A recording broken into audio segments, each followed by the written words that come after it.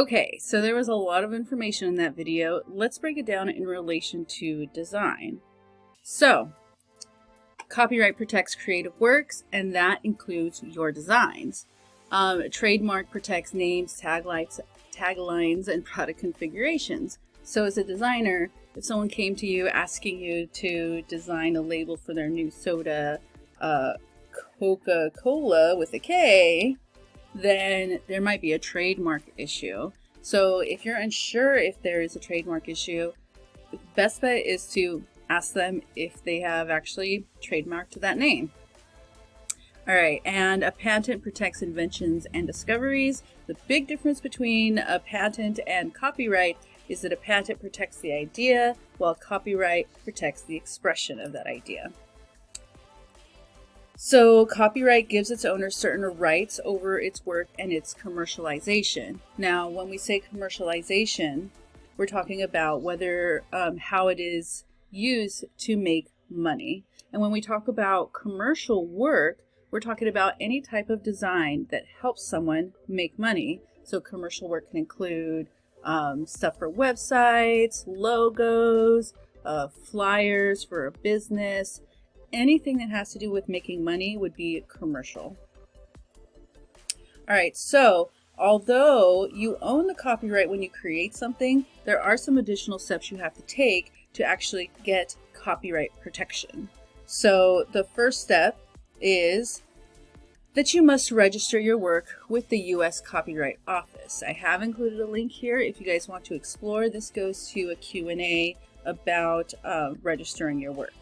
You must also meet specific criteria, such as that the work is independently created. So for designers, this means this applies to personal projects and if you're working freelance, unless it's stated in the contract otherwise.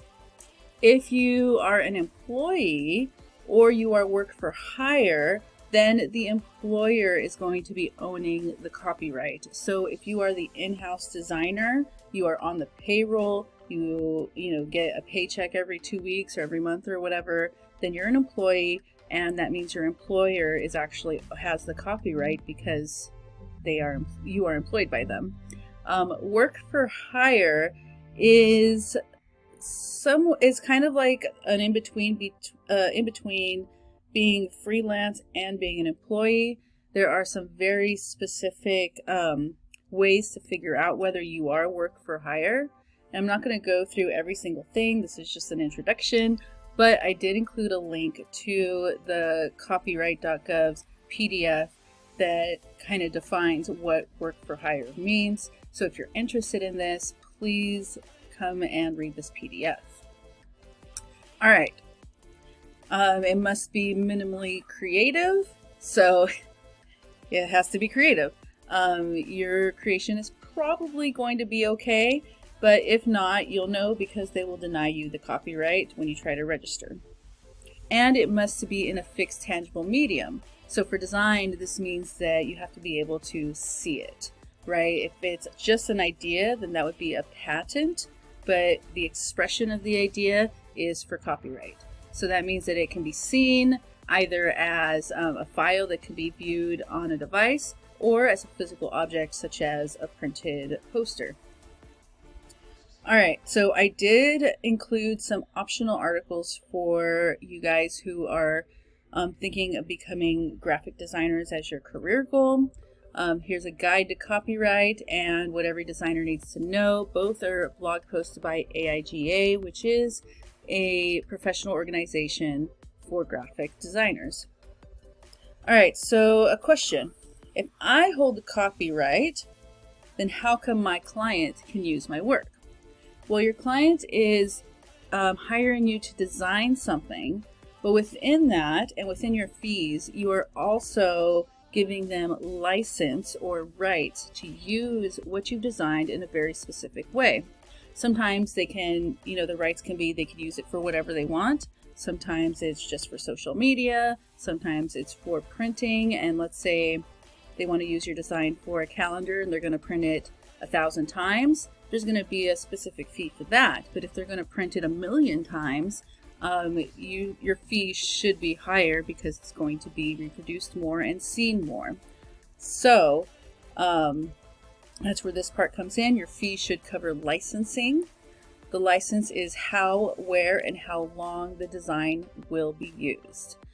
So let's look at Getty Images licensing real quick. Now, Getty Images has things besides photos. They have vectors and stuff like that that you can license to use. Now, something important to realize with Getty is this is a huge company, and they've been around for a long time, and they have a really good reputation for being reliable, for being legal.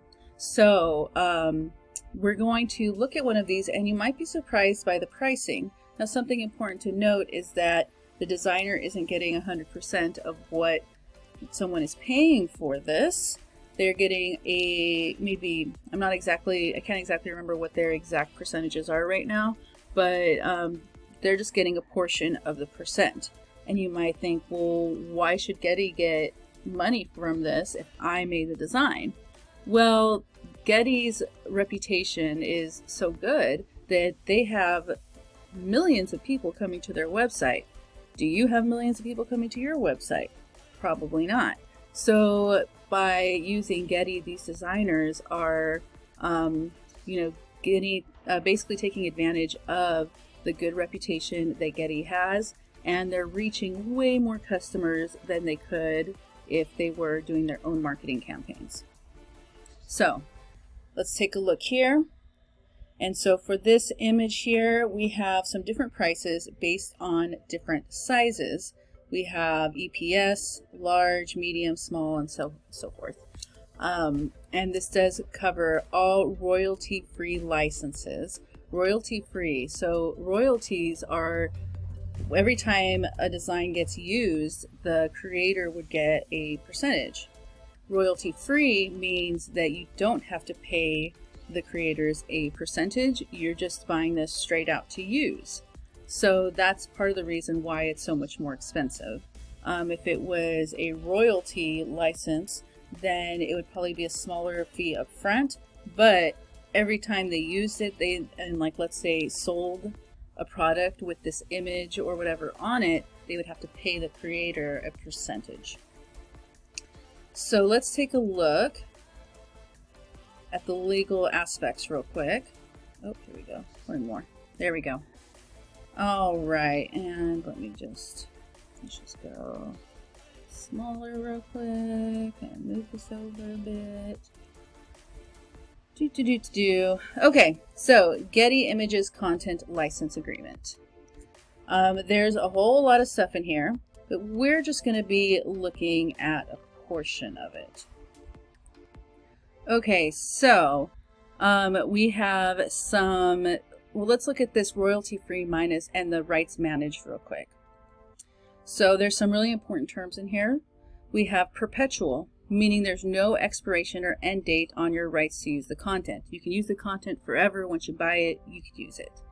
Now there's rights managed, rights ready, which is limited to the very specific use, medium, period of time, print run, placement, blah, blah, blah, blah, blah. So what I said earlier about, the usage rights, where is it going to be used, who, how much. Those are all important things to consider when you're pricing your licenses. Worldwide, so this is where, you can use it wherever. This one, it's, depends on where you're actually going to be using the content. And last but not least, we have non-exclusive on here, which means that multiple people can buy this asset to use. This might not be a big deal to some people, but for a huge company, let's say Apple wants to use an image from Getty, but they want to use it for their website and they want to be the only ones that use it, then they'd have to contact them to get exclusive rights to the content, and it's going to be way more expensive.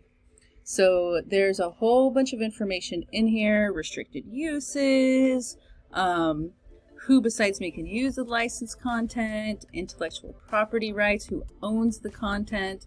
So there's a lot of information here. I would encourage you to kind of look through this and read through this on your own time.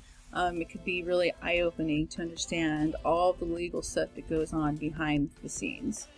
Alright, so let's go back to the lecture. So why should you even register your work if you already own the copyright? Well, you do have to register before you can bring a lawsuit claiming infringement.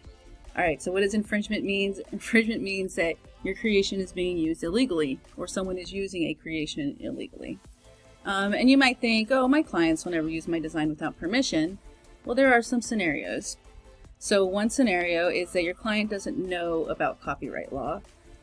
Before we started this lecture, you might have thought that anything that's available out on the internet, for example, can be used for free with no legal ramifications. Well, that's false, and your client might not know that either.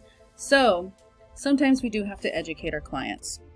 If a client doesn't know that your design, they're using your design in a way that's outside of the contract, best bet is to reach out to them. They could legitimately not know. Just give them the benefit of the doubt, explain a little bit why you're doing these things, and it usually clears things up.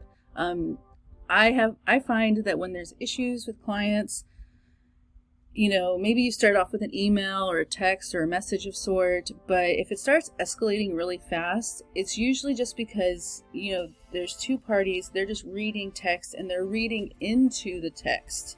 They're adding emotions and, making assumptions about what the other person is thinking. So a lot of times it's really good to just meet up with them face to face or call them on the phone, and things can get cleared up way faster that way than going back and forth between emails and such.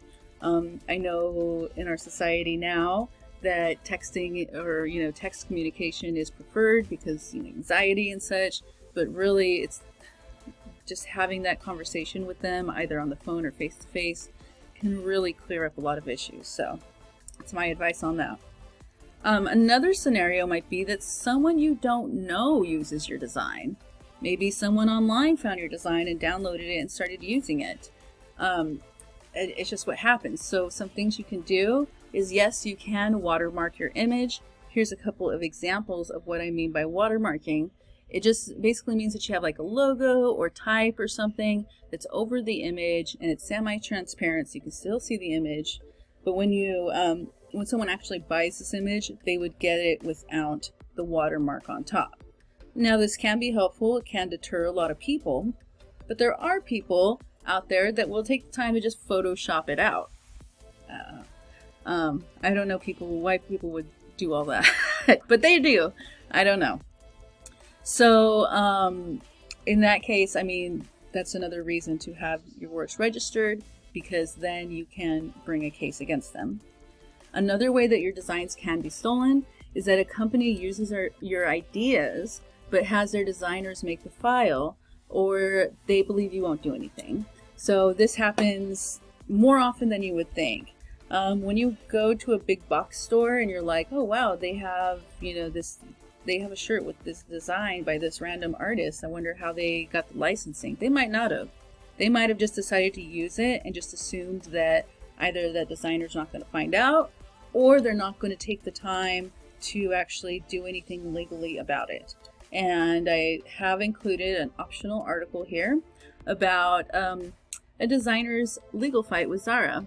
They actually had all these really cute little icons they had made, and Zara came in, barely changed them, and started printing them and using them. And the first time around when they reached out to the company, they basically told them, well, you're not well known enough, so it doesn't matter. They kept fighting it, and yeah, they are getting somewhere with it, with their legal fight. But yeah, so there are multiple ways that this can become an issue for you. That's exactly why registering your work can be helpful. All right, so anyways, let's move on. Now, you're probably having a big question. How can I make sure I'm not infringing on someone else's copyright? You don't want to get in trouble. You don't want people to steal your stuff, and you don't want to be stealing other people's stuff. All right, so go ahead and watch this next video.